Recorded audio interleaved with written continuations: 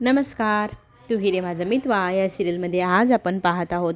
येथे अर्णवला एक कॉल आलेला असतो आणि त्या कॉलवरती शिर्के बोलतो. शिर्केला समजतं की ईश्वरी एका न्यूजपेपरच्या कार्यालयात गेली. तिथे जाऊन तिने 7 दिवस आम्ही फुल पेज जाहिरात देणार सात्विक फॅशनचे असं कळल्यावर तो शॉक होतो. ईश्वरीने असं का केलं असेल तर तो फोन करून तिला विचारू लागतो. इकडे मात्र राकेश अंजलीची फार मजा घेत आहे. बिचारी एवढी 2 जीवाशी एवढं मोठं पोट घेऊन फरची पुसण्यासाठी खाली पायाच्या जोरावर बसू लागते. मग राकेश नाटकं करत पुढे येऊ लागतो आणि म्हणू लागतो, अंजली तू काहीच काम करायचं नाही. माझ्याच्याने ना तुझे हे एवढे हाल होते ते खरंच पाहवत नाही. मला ना तुझ्या भावाचा जास्त राग येतोय. त्या ईश्वरीसाठी त्याने आता घरात नोकरांची फौज ठेवली असेल आणि तू मात्र ही अशी कामं करते. तर ती म्हणते, अहो जाऊ द्या, मला ना आवडतं हे सगळं करायला. डिलेवरीसाठी हे सगळं खूप चांगलं आहे काम करणं वगैरे. तर तो म्हणतो, मी काही ऐकणार नाही, तू आत्ता बाजूला हो, मी फरची पुसतो. असं म्हणत तिला तो कॉटो बसायला सांगतो आणि स्वतःच्या हाताने मग फरची पुसू लागतो. हे सगळं त्या अर्णव आणि ईश्वरीमुळंच होतंय. त्यांना एवढं मी सहजासहजी सोडणार नाही. या सगळ्या गोष्टींचा मी चांगलाच बदला घेणार त्या ईश्वरीकडून आणि त्या अर्णवकडूनही, असं म्हणत तो फरच्या पुसू लागतो. अंजलीला मात्र फार छान वाटत असतं. माझा नवरा किती कष्टाळू आहे, माझ्यासाठी किती प्रेमाने तो फरच्या पुसतोय, सगळं कामं घरातली करतोय, माझ्या प्रेमाखातर बिचारा कसा आयुष्य जगतोय असं तिला वाटू लागतं. पाणी फेकण्यासाठी हा घराच्या बाहेर जातो. बाहेर जाऊन पाहतो तर काय, रिया आपल्या चाळीत आली आहे. हे पाहिल्यानंतर त्याला भीती वाटते. आता ती पुढे येणार की काय ह्या भीतीपोटी तो लगेचच जाऊन एका झाडाच्या पाठीमागे लपतो. रिया तिथे सर्वेश नावाच्या व्यक्तीला शोधत आलेले असते. तर काही लोक तिला म्हणू लागतात की सर्वेश नावाचा व्यक्ती इथे नाही आहे. तर ती म्हणते, नाही, मी त्याला काल इथेच ड्रॉप केला, तू नवीनच इथे राहायला आलं आहे. तरी तिथे ते लोक म्हणतात, सर्वेश नाव नाही आहे, एक बिराड आला आहे, ते दोघंजणं नवरा बायको आहेत. आता त्या खोलीमध्ये राहतात, वाटलं तर तुम्ही जाऊन बघू शकतात, कोपऱ्यातली खोली, असं रियाला तो माणूस सांगू लागतो. आणि इकडं लपून छपून राकेश सगळं पाहत असतो. रिया आता त्या खोलीच्या दिशेने जाऊ लागते आणि तिला पुढे जाऊन एक बाई दिसते, प्रेग्नेंट लेडी. तिला पाहून मग तिला प्रश्न पडतो की ही बाई तर प्रेग्नेंट आहे आणि सर्वेश इथे कसं काय असू शकतो. ती आता त्या खोलीचं दार वाजवून त्या बाईला बोलवू लागते बाहेर. आणि हे सगळं दृश्य हा राकेश भामटा लांबून बघून पाहत असतो. तर इथे राकेश कुठे गेला आहे म्हणून काळजीच असते अंजली. त्याला हाक मारण्यासाठी ती बाहेर इकडे तिकडे आरडाओरडा करत असते. तो कुठेच दिसत नसतो.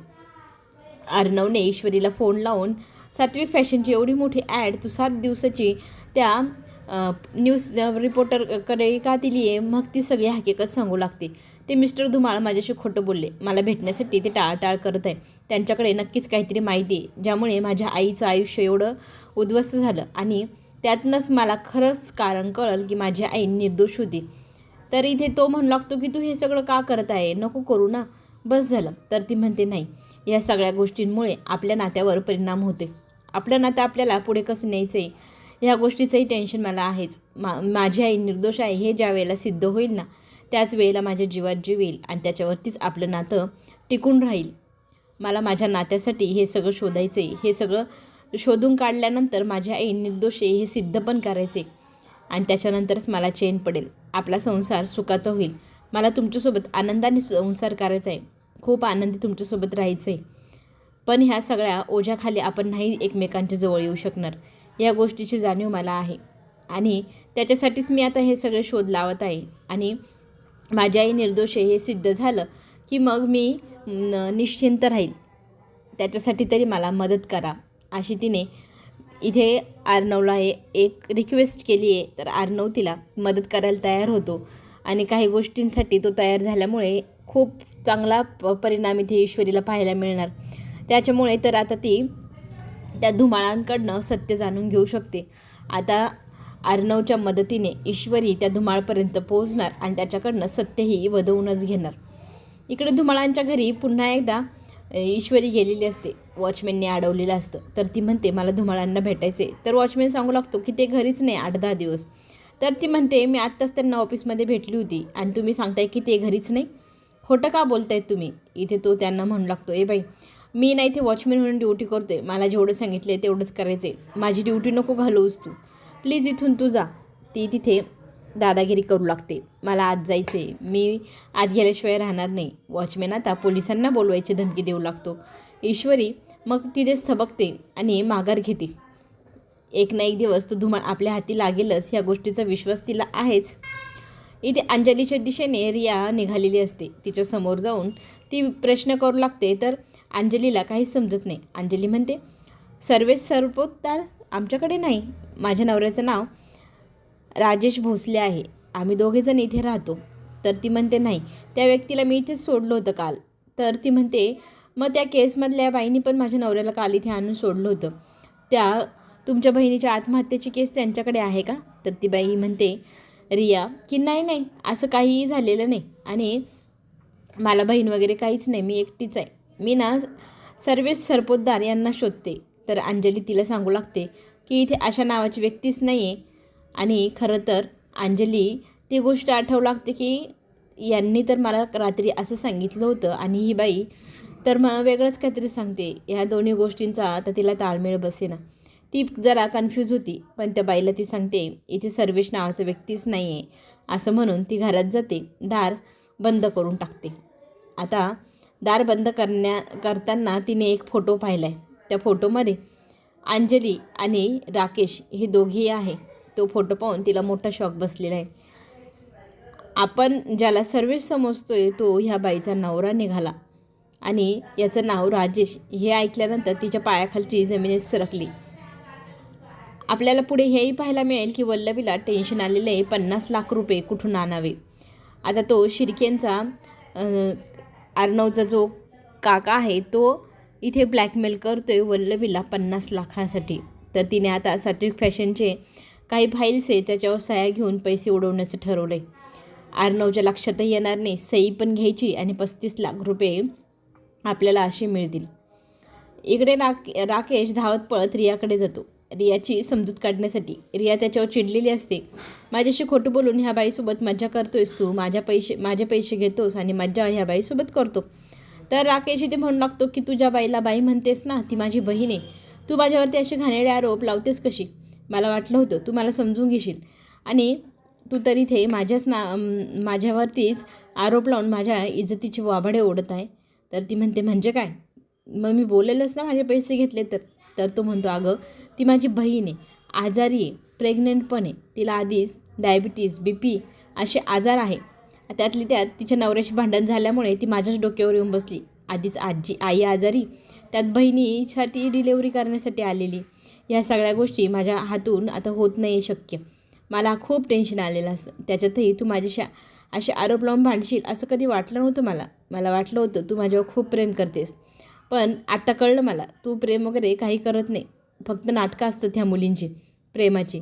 असं म्हणत तिला तो जरा घोळात घेऊ लागतो. बिचारी घोळात येते पण ती त्याला सॉरी म्हणू लागते. मी तुझ्यावर चुकीचा आरोप लावून तुझ्यावरती जोरात ओरडले, मला माफ कर. आणि तुझी ही असली अवस्था मला माहिती नव्हती. तुझी एवढी बिकट परिस्थिती हे जर मला माहिती असतं तर मी असं काही बोललेच नसते, मला माफ कर. असं म्हणत रिया राकेशसमोर माफी मागू लागते.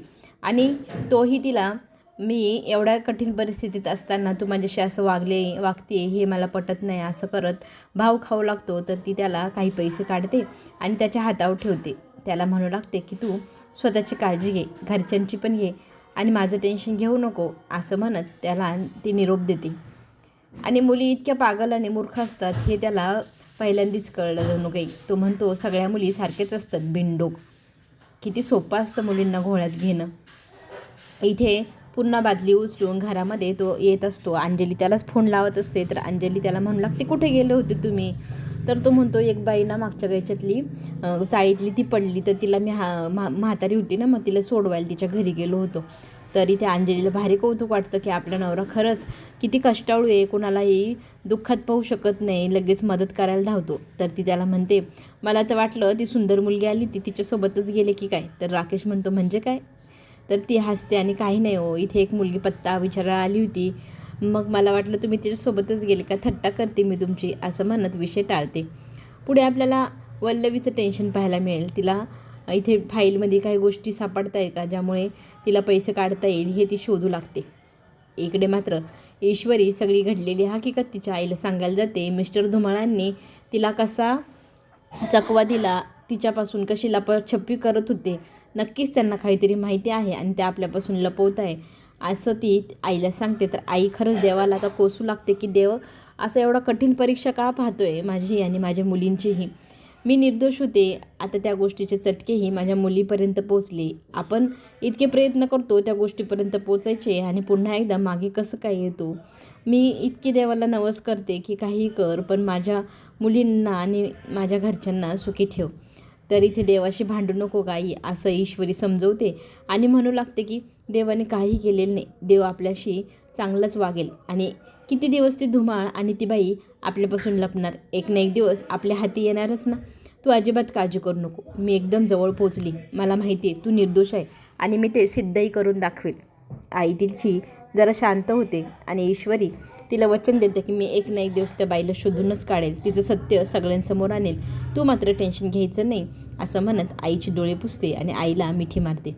इथे मात्र वल्लवीकडे पैसे मागण्याची घाई इथे अर्णवच्या काकांनी केली. ते जाऊन पोचले अर्णवच्या घराबाहेर वल्लवीला भेटायला.